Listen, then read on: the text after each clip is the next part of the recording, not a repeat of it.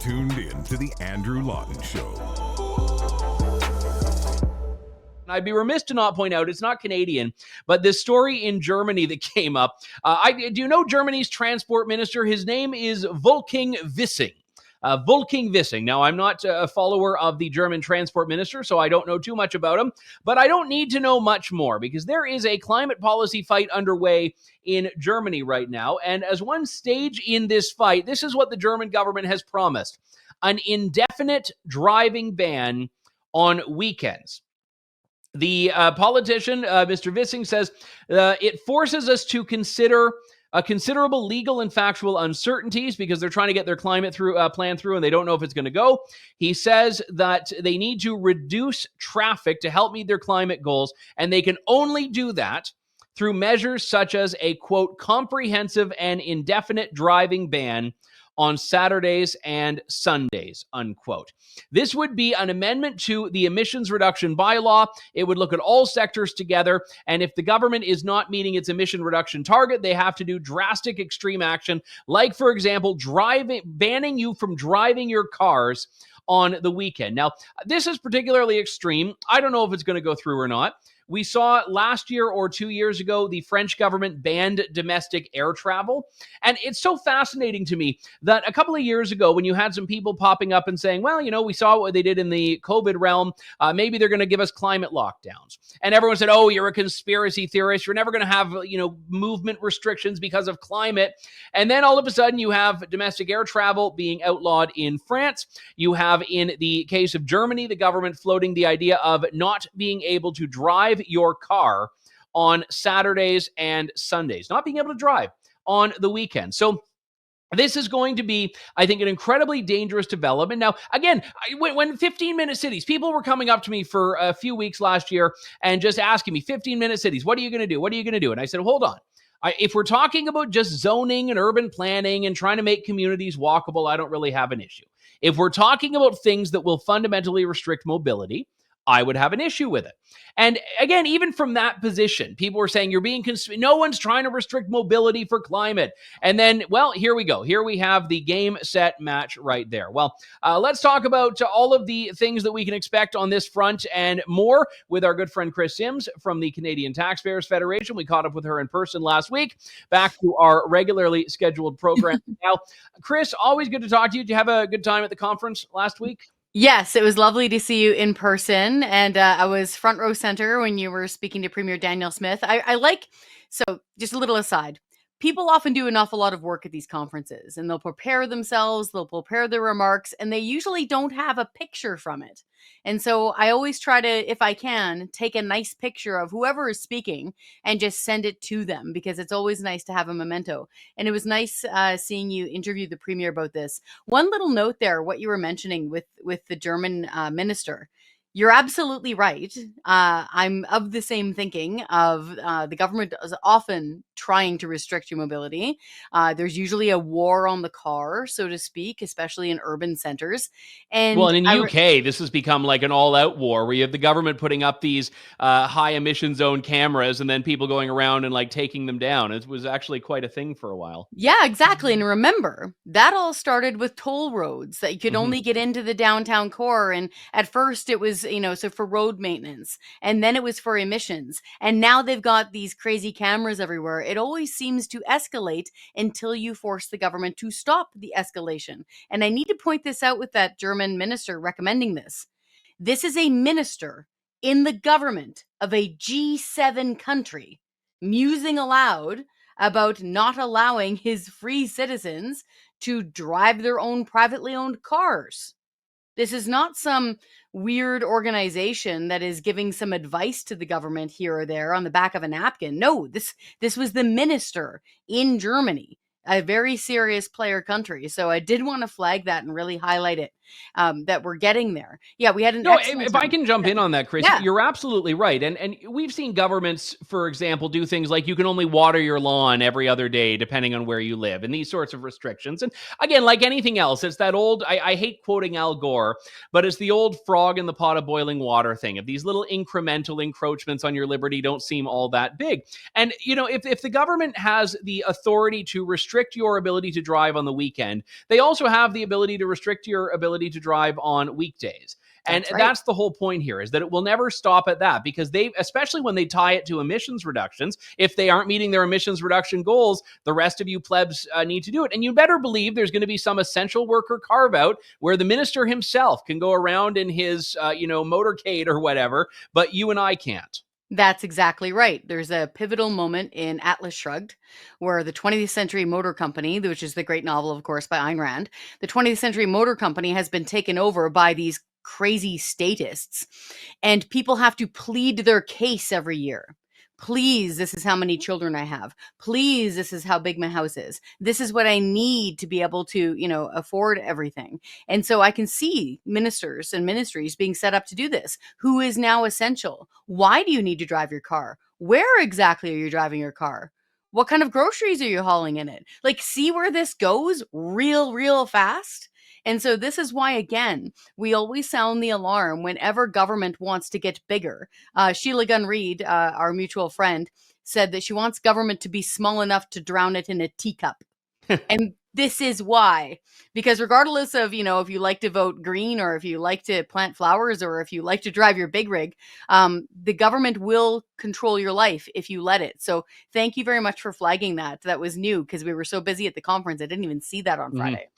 Speaking of the conference, and you mentioned my fireside chat with Premier Danielle Smith, I was looking at you out of the corner of my eye when I asked, I think, my first question, which people will see in a few moments, which was about the gas tax. And obviously people on this show will see the answer in a moment, but I just wanted to give you a sense of what you thought of her response to that, because I know this has been something you've been pounding on for a little while now, and I hadn't really heard her address head on. Yeah, I think they were your first 4 questions actually were along this line. So good on you. Well, normally I do a wind up, but they ate into my time, so I had to just come out swinging. But nice to see you, Premier. By the way, about this tax increase, but it's true. And Premier Smith, she's a big girl. She's been in this game for a long time, and she knows that her government increased the fuel tax. So it was really good that you asked her that. What I found interesting, and to be clear, big fan of Premier Danielle Smith. She's done a million very good things for Alberta, primarily, and I keep harping on this, keeping spending below the rate of inflation plus population growth. That sounds really nerdy and wonky, so the government is not getting the credit it needs for this. If they stick to this kind of spending restraint for the next generation, we will have hundreds of billions of dollars saved. So they're doing that very well. But you're right.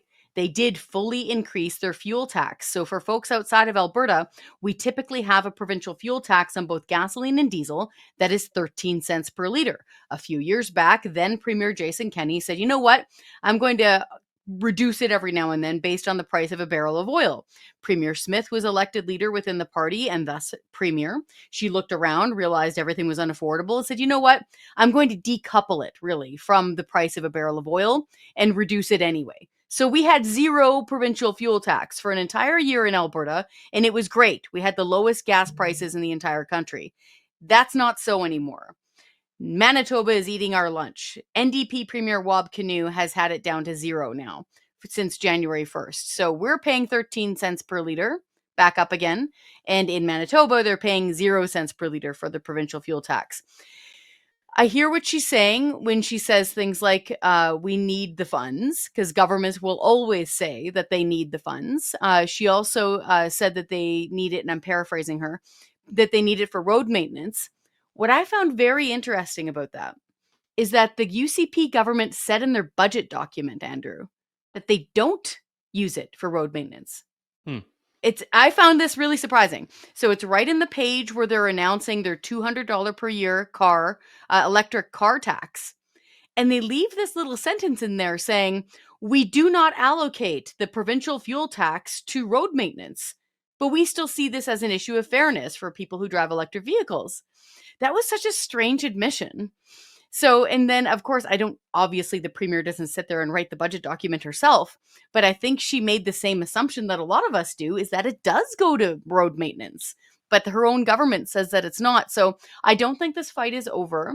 I think if the government is able to do their next quarterly budget update and review and see the books, and if they're in a surplus situation, it would be very, very, very good of them to reduce that fuel tax back down again. Because now, hey, a little secret just for you and all of your viewers, Ottawa, when we were just there a couple of days ago, it had slightly cheaper gas prices. I couldn't believe it. Wow. Yeah. And that's with HST instead of just GST. Yeah. And in general, I think the fact that it's always more in Ontario, especially in Yeah. cities. So it was around, if I'm guessing, I think it was around 152, 153 in Ottawa. I'm here in Lethbridge back again, and it's 162. Like, I've never seen it like this before. Wow. So yeah, it's people are kind of grinding their teeth at the pumps right now.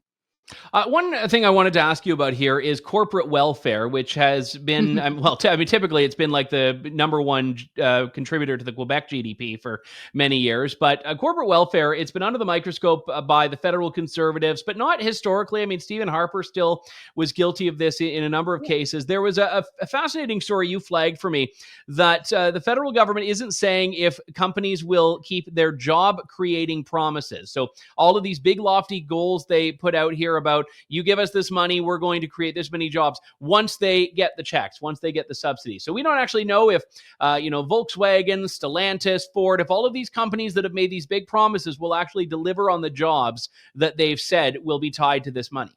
Bingo. And so I don't know if I remembered to introduce you to our investigative journalist, Ryan Thorpe. He's an excellent reporter, and he's with the Canadian Taxpayers Federation. Very mild-mannered, though, so he wouldn't have approached you and introduced himself. I believe I ran into him in one of the hospitality suites. He was probably wingman with Franco. Maybe it was Franco that introduced me, but yeah, yes, I did meet him. He would have been right next to Franco at the time. So we act as his interpreter, his extrovert interpreter.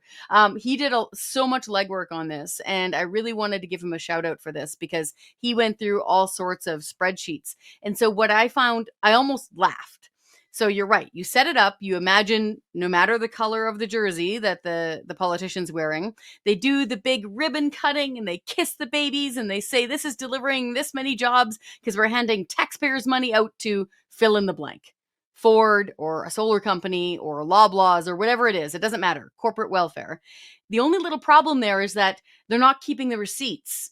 And the way it was described in the article is that, okay, say you get back the data from the government saying, this is how much money the company got.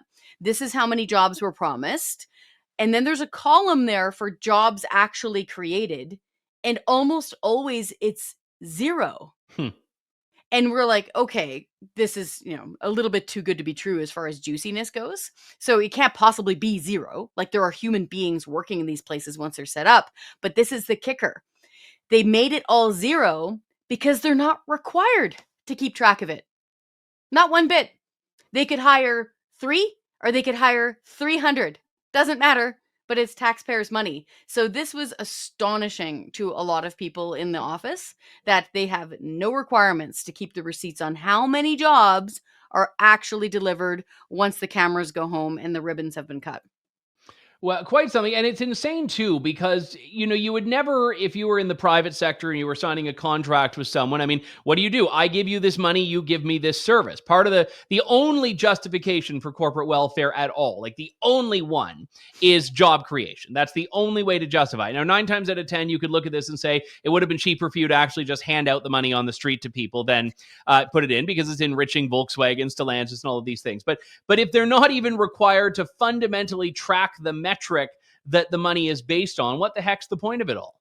Exactly. It's just shoveling it out the door, and it's to win favors and patronage. That's all it is.